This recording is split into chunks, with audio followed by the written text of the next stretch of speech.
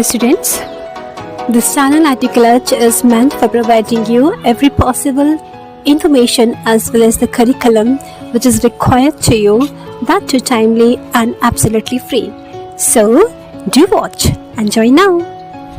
Now let us move towards the second assignment, that is MES 012 Education, Nature and Purposes. And here the first question is: explain education as a process of socialization and as a process of reconstruction of experiences. So here its answer could be in this way. You can listen it carefully. Accordingly, you can modify also. Before expliciting that education also plays a vital role of socialization and reconstruction of experiences, let's first of all try to understand as to what these two processes actually are. The process of learning to internalize the values and norms into itself, or the mode of learning to live in society, is called as process of socialization. Moreover, this process of socialization is a lifelong process.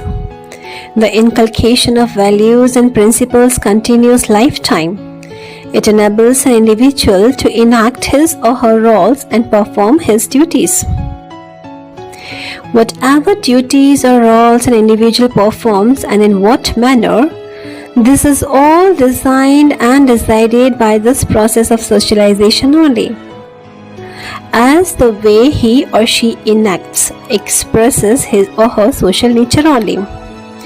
And now, obviously, these all learned behaviors under the process called socialization is actually a part of education only. Beginning from the womb and going till the tomb, this entire socialization passing through oral, anal, oedipal and adolescent stages actually is representing the contribution and functions of education only for the same. Who can expect or imagine the making of a civilized person, a responsible family member, a devoted nationalist if he or she is not educated? This is the lack of proper education only that many illiterates, and more than that, the irresponsible literates, are proving their lack of wisdom through one or the other miserable conducts. So we can say that education in itself is a social process.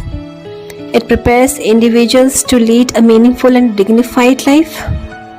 Together with other social forces, it plays an important role in shaping the structure of society. This is education only through which society imparts its knowledge, skill, values and behavioral patterns to its younger generation. In this sense, education is a process of socialization. Education prepares the society members to adapt with the constantly changing conditions of any society. And now, the point that education also acts as a process of reconstruction of experiences is also absolutely true. Whatever an individual learns through the process of socialization definitely gives one or many experiences to the learner. But many a times it also happens with various sensible and curious learners that they prefer and accept the need to change or modify their concepts, transform their personality and recode their role in society. This all happens and becomes possible when they achieve the gift of reconstruction of experiences. Infancy, youth, adult life all stands on the same educative level, in the sense that what is learned at any and every stage of experience constitutes the value of that experience, and in the sense that it is the chief business of life at every point to become enriched. Suppose a child plays with a bee, presuming it as a toy, and when it stings and he gets hurt, he will learn now with this experience and would never repeat this behavior again in life. Similarly, anything which produced positive results will be done repeatedly. Reconstruction of experiences actually leads to a shift from behavioral paradigm to cognitive paradigm. This cognitive processes includes the memory, retention of thoughts and feelings, problem solving, etc. MES 012, second question. Discuss the aims of education according to Upanishads. So here, what is Upanishads? The post-Vedic phase of Upanishads deals with the ritual observance and the individual's place in the universe, and in doing so, develop the fundamental concepts of the Supreme Soul, that is Brahma. And aims of Upanishads are: first is realization of true knowledge. According to Upanishads, the education enables the realization of true knowledge and achievement of absolute truth. Real knowledge is the knowledge that helps us in realization of the ultimate realization of soul and the ultimate truth and of the world. Because this is not at all possible by the sensuous knowledge of worldly matters, which pollutes the soul and makes it to forget its real form. Second is realization of the absolute. Upanishads considered the education to be a process of inward meditation and thinking. Inquisitive students used to concentrate on their senses in meditation and tries to realize the supreme truth. Third is privilege to gurus. Upanishads gave much importance to the gurus. As per them, guru is even more respectable than the god.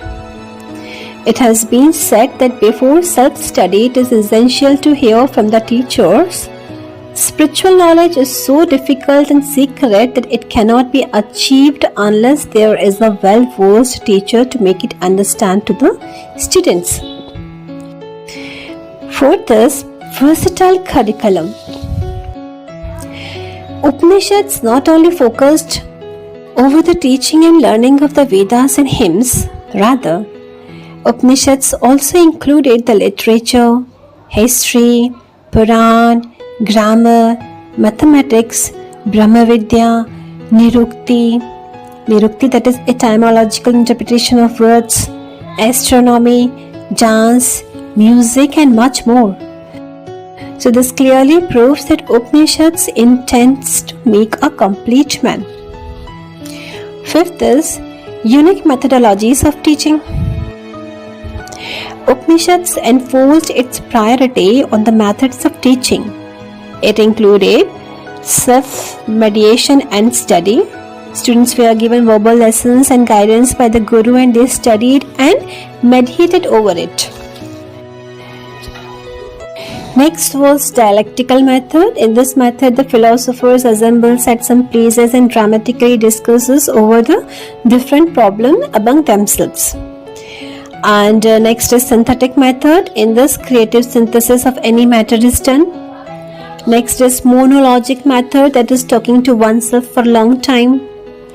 Next is question answer method, that is questioning after the lectures. Next is regressive method, in which many successive questions, in which every new question carries us behind the answer of the previous one. Next is analogical methods, for things that can't be explained by analogy. And another last one is temporizing method, in which teaching is done for the disciples according to their psychological level. Next aim is daily routines of students, and it was compulsory according to Upanishads that the students should follow the routine as per the rules and discipline. Waking up early by 4 am is must, and the maintenance of code of conduct austerity is also mandatory.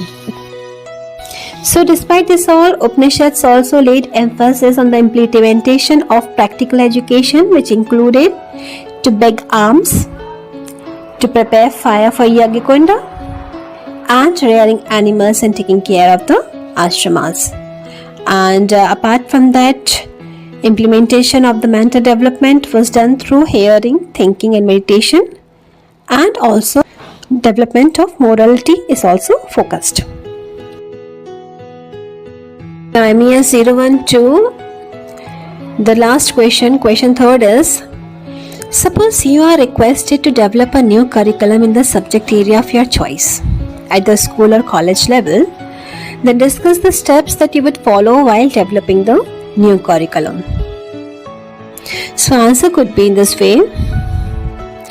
The curriculum development processes systematically organizes what will be taught and who will be taught, and also the thing that how it will be taught. Each component affects and interacts with other components. Methods of how content is taught are affected by who is being taught, their characteristics and the setting. So in considering the above three essential components, many considerations are also to be kept in mind. Suppose if I am given the task to prepare a new curriculum and I am going to implement the below depicted steps. First is planning, second content, third methods, fourth implementation, fifth evaluation, and sixth is reporting. And keep it in mind through this acronym, that is PCMIER. So first, planning is here what we are doing. This step will help me and the institute also in laying the foundation for all of the curriculum development steps. This phase includes identifying the need, form the curriculum development team, and conduct assessment and analysis of the need. Second is content and the methods. This phase determines intended outcomes, the content and the methods, and this phase includes stating the intended outcomes, selecting the content, and designing the experiential methods. Third, implementation means to implement or practically apply our planned content and designed methodology, and this phase includes producing curriculum product, testing and revising curriculum, recruiting and training facilitators, and finally implementing. Then we come to the point of evaluation and reporting. This phase includes reporting and securing resources, designing evaluation strategies. So evaluation is the phase in the curriculum development which is of two types, that is formative and summative. So this step reviews the evaluation strategies and suggests simple procedures to produce valid and reliable information. A series of questions are posed to guide the summative evaluation process, and a sample evaluation format is suggested. So here the final steps will be delivering the payoff. In this step, suggestions for what and how to report to key shareholders, especially funding and policy decision makers, are provided, and a brief discussion on how to secure resources for additional programming.